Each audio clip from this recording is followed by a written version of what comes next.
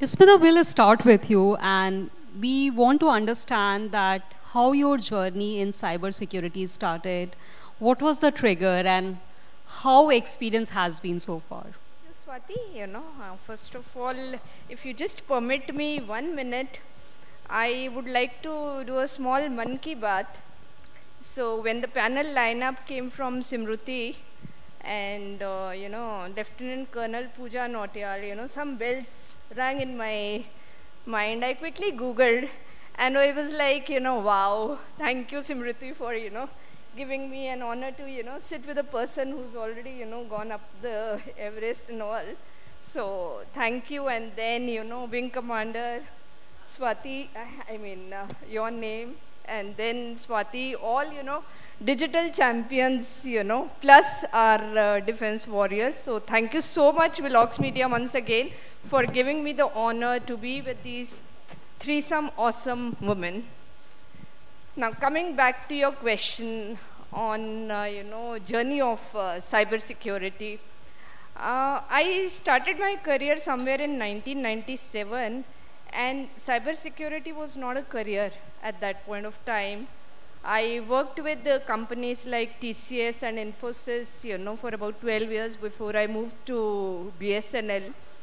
And that time we were giving digital solutions to global clients, be it American Express or Adidas or Royal Bank of Scotland. And when we gave these solutions, it was all about that my complete $100 million system will not fail or it will not be compromised. That was a trust-based thing. But when I look in the hindsight, I find that, the most effective lesson that I learned out of it was that technology needs a governance. Otherwise, it's a car without brakes. So that is where, I started my journey with BSNL, where my real, cyber moments started coming in. Now we were dealing with communication backbone of the country. And then once suddenly, I was responsible in my project for maintaining critical information infrastructure for BSNL. And we came to know one morning that, our core network data is up for sale on dark web. That was, a wake-up call when we thought that, zero trust is no more a, option. It's a mandatory framework and it's a culture that we need to imbibe in our company, in our, culture as well. And when I, see this journey today, I'm into a place wherein we are selling cybersecurity solutions to government and other ministries. So my journey has been, where I didn't know what cybersecurity is, from where, I'm now selling it out to other industries. That looks like amazing, right? I think the moment when you identify what is important from business perspective, relating it with cybersecurity and making it so important or so valuable that you can sell it to others. So that looks like an interesting one. I have one question, Sonika, for you.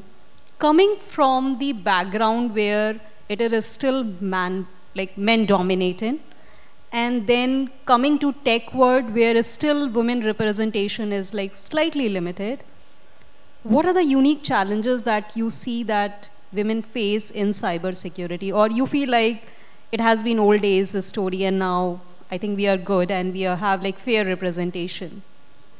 So thank you for the question, Swati. And had you asked me this question 2 years back, I would have said, where is the challenge? But honestly, yes, firstly, right now we can acknowledge there are challenges. And when I was transitioning from military background to the corporate, so my HR told me you are going to be a diversity candidate also. So I hadn't heard about it. In 14 years of my Fauji career, I didn't know what diversity candidate would mean, because when you don a uniform and when you are onto a mission, you're just a warrior. So you are a team member who is striving towards your mission. So I had to ask him, what is this diversity? So yes, ma'am, we are supposed to maintain these number of women candidates and women employees. That was the first time I got enlightened towards the concept of diversity.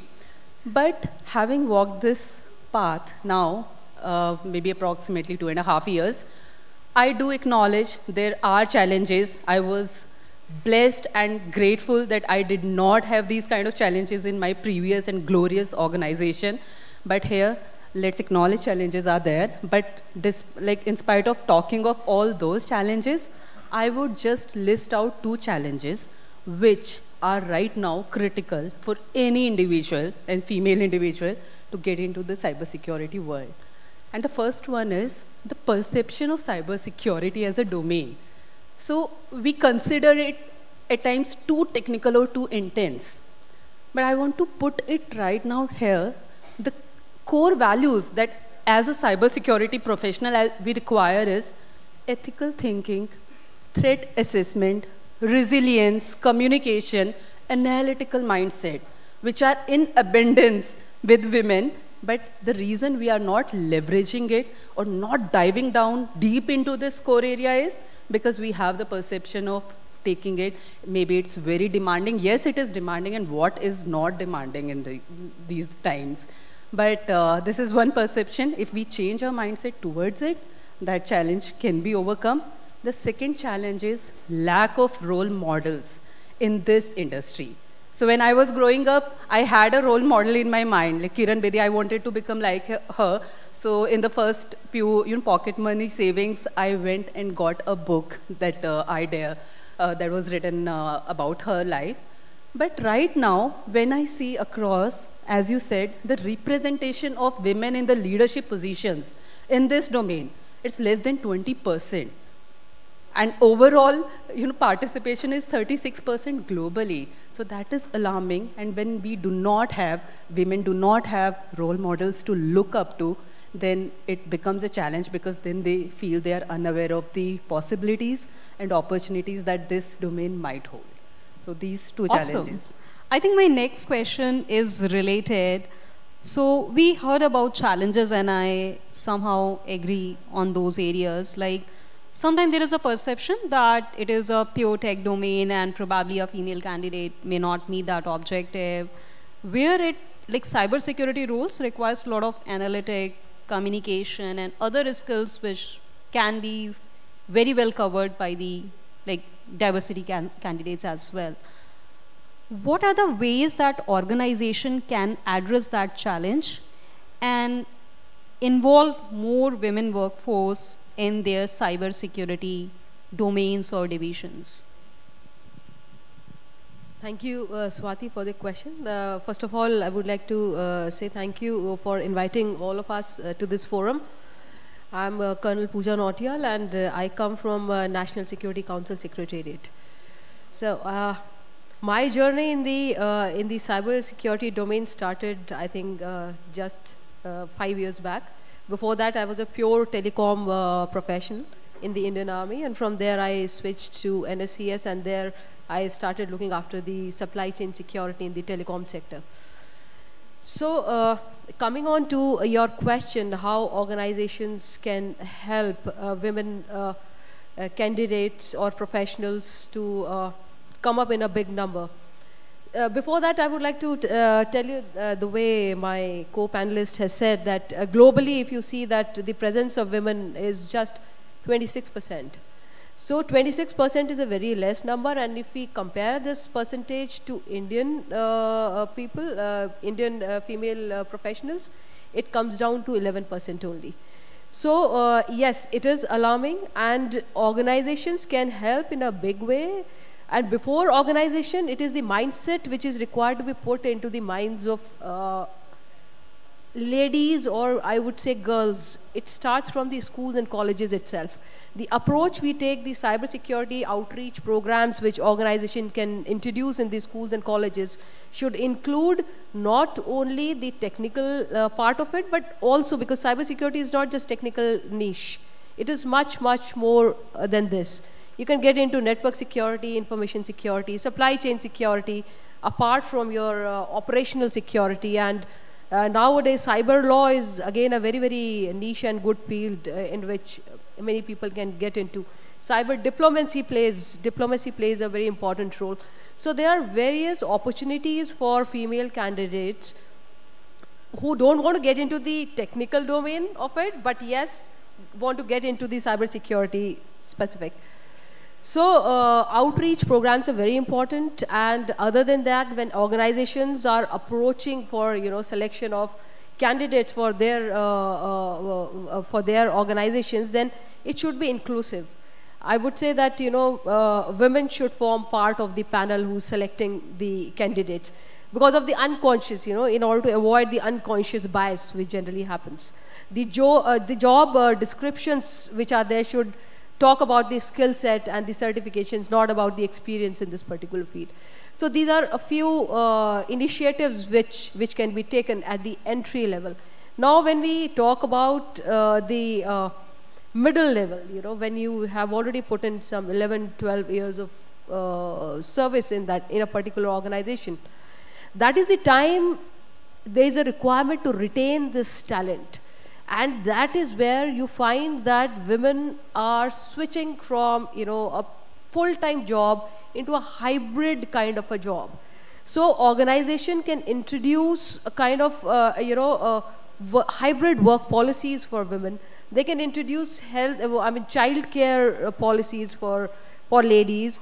They should introduce a culture in which they should allow women to take a sabbatical for some time and then again come back and join, so that they get the assurance that yes, I will be able to continue in this field.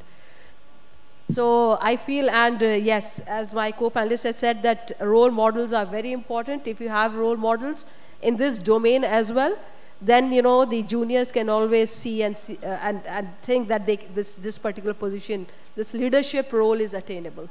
Thank you. Awesome.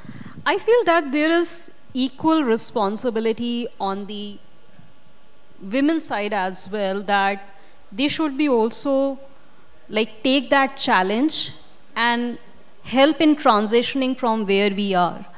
I remember my first job. So this company came in campus and they had track record of not hiring any female.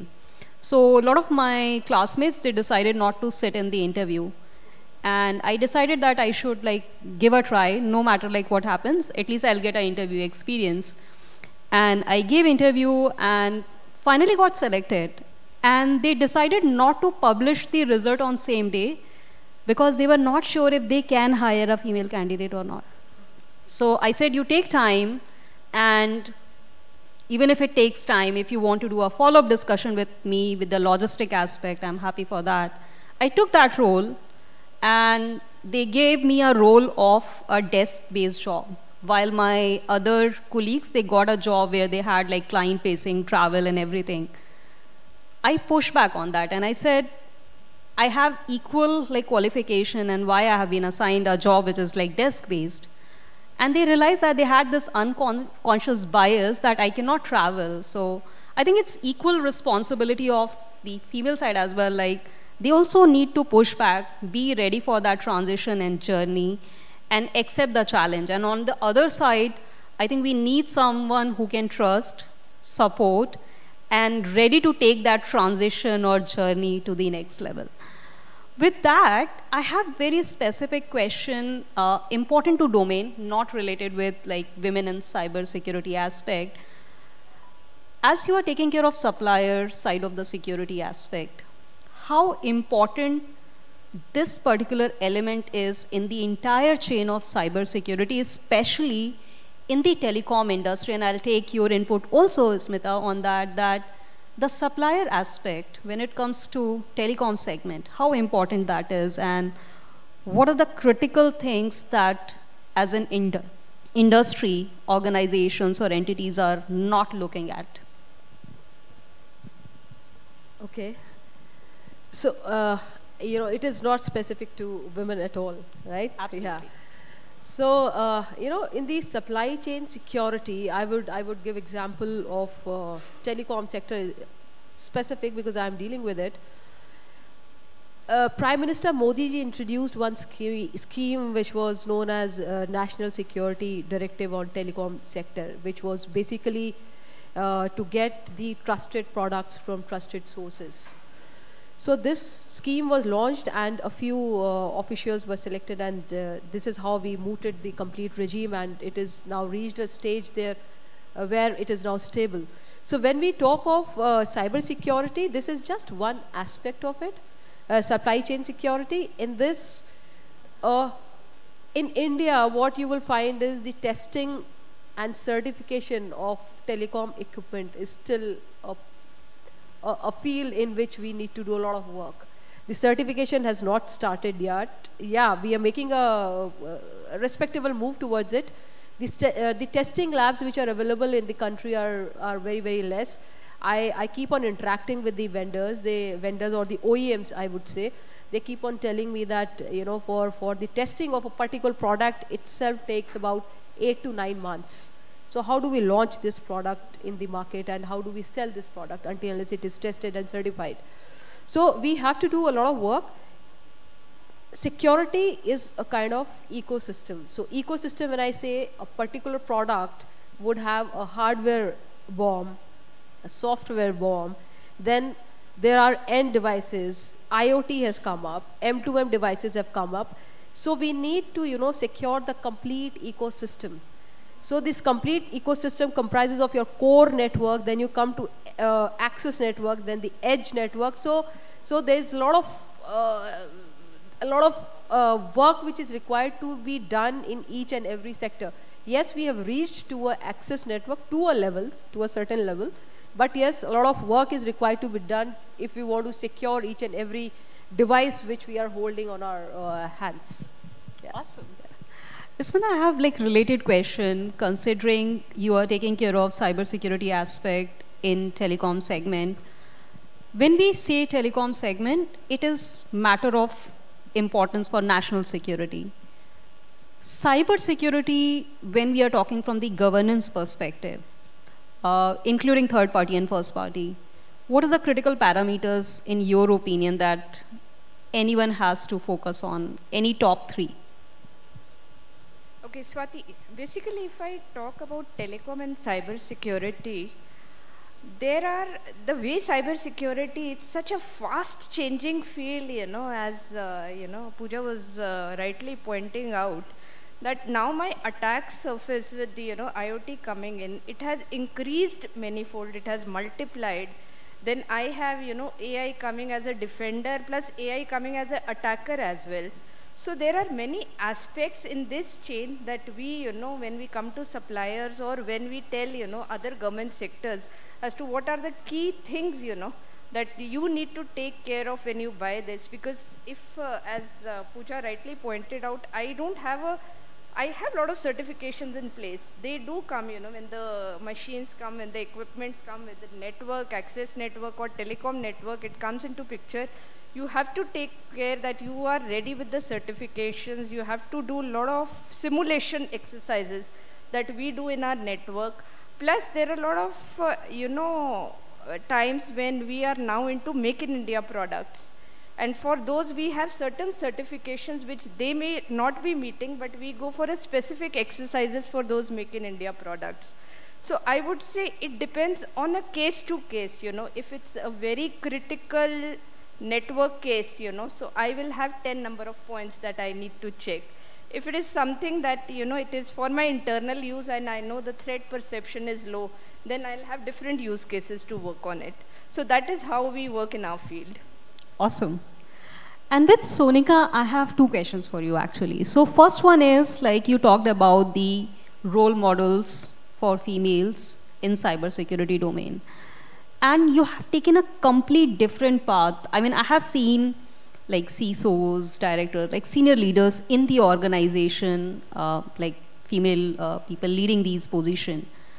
But starting the journey of CEO, how you decided that, how it is different.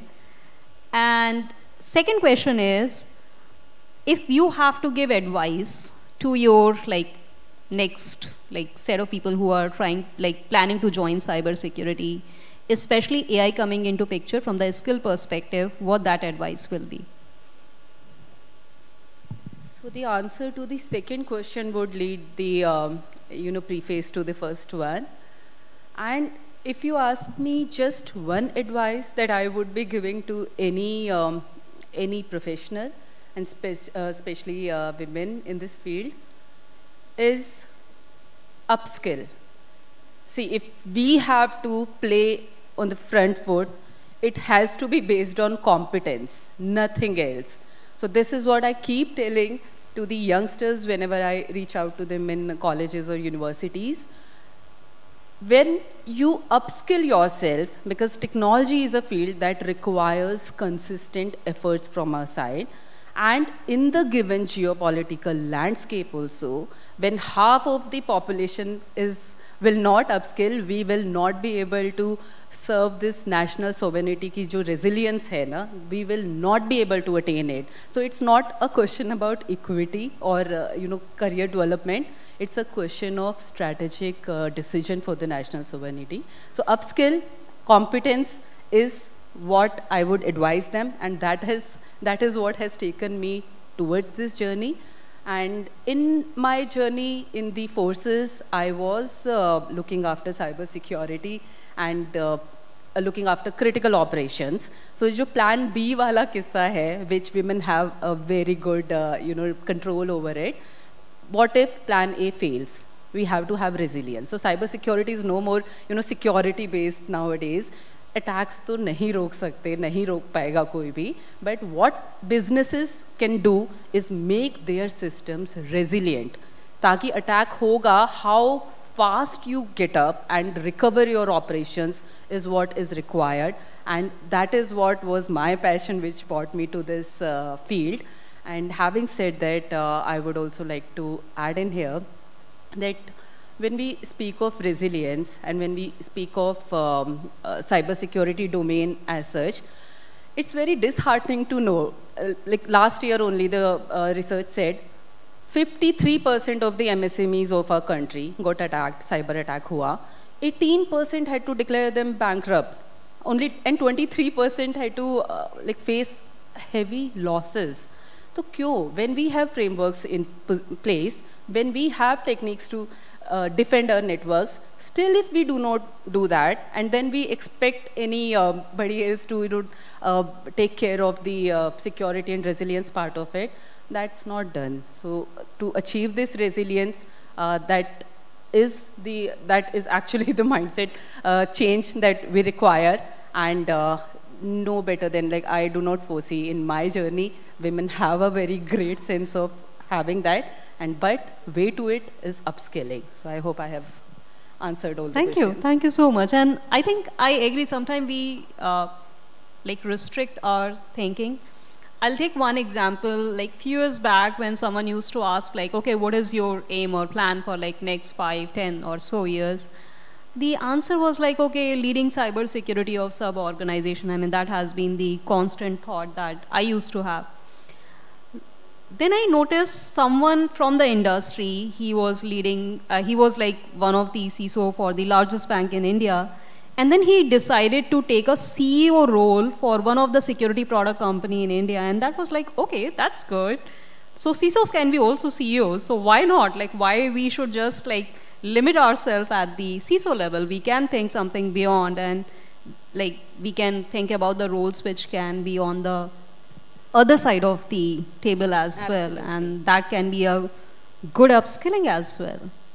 Awesome. With this, I'll come back to you, Pooja ma'am, and I would love to understand, if we talk about some of the skills, not necessary technical skills, that people in cybersecurity need to imbibe on. And you see that still people have gap in that area, and they are good in technical side, but still they are not one of the example is sometime I see security people, they are very good in finding the issues, but when it comes to explaining it to business, they still talk about something which is not very relatable to the business and finance people. So any advice on that, and which can be taken by everyone as good one? Yeah, sure. See, basically what I feel is that's the role that I'm already playing, wherein there are a lot of complex technical jargons in the field of cyber security. And what I feel is clarity is the most important thing that you require over there. So when I have to tell my board, I have to have translate these technical jargons into a risk narrative, which is easily understandable by the board. and they are able to act on it, because you know, my resources, my time, my money, my talent, that's the most expensive thing, and we would like to, you know, spend on the most critical threat in my system, rather than spending it on somebody, you know, speaking loudly, or a loud threat is, you know, not as big as the most critical threat.